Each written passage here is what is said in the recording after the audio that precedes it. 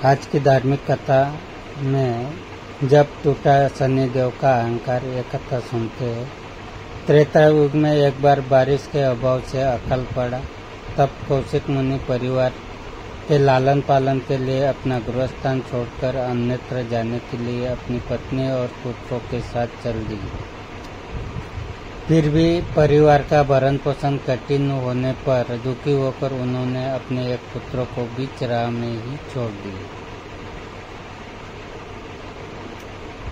वह बालक भूख प्यास से रोने लगा। तभी उसने कुछ ही दूरी पर एक पीपल का वृक्ष और जल का कुंड देखा।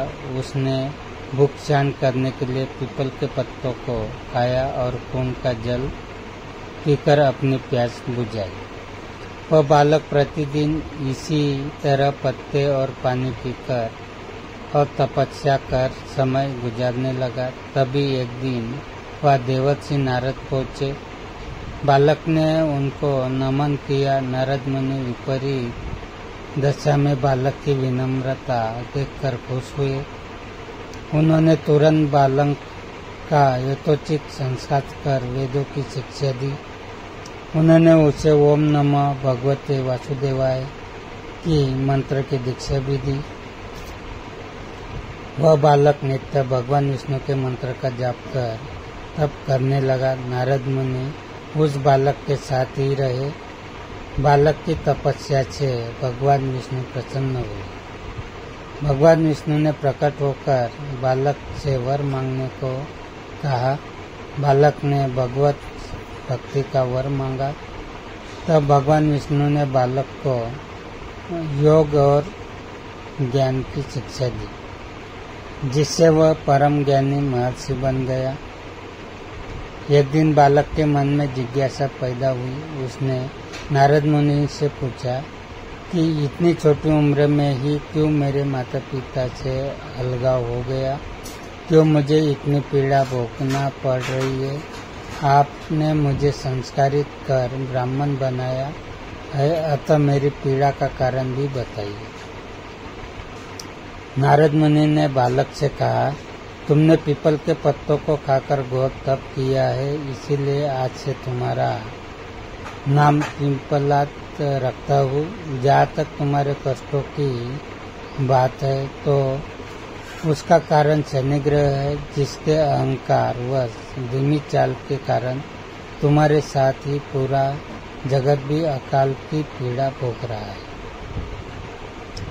यह सुनकर बालक ने बहुत क्रोधित हो गया और उसने आवेशित होकर जैसे ही आकाश में विचरण कर रहे शनि को देखा। तब शनिग्रह बालक पिंपलात के तेजोबल से जमीन पर एक पर्वत पर आ गिरा, जिससे वह अपंग हो गया।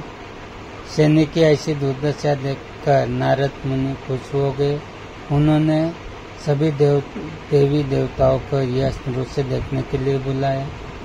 तब वहाँ पर ब्रह्मदेव सहित अन्य देवों ने आकर बालक पिंपलात के आवेश को शांत कर कहा कि नारद मुनि द्वारा रखा गया तुम्हारा नाम श्रेष्ठ है और आज से तुम पूरे जगत में इसी नाम से प्रसिद्ध होंगे। जो भी व्यक्ति शनिवार के दिन पिंपलात नाम का ध्यान कर पूरी श्रद्धा और भावना से पूजा करेगा, उसको शनि ग्रह के कष्टों से छुटकारा मिलेगा और उसको संतान सुख भी प्राप्त होंगे।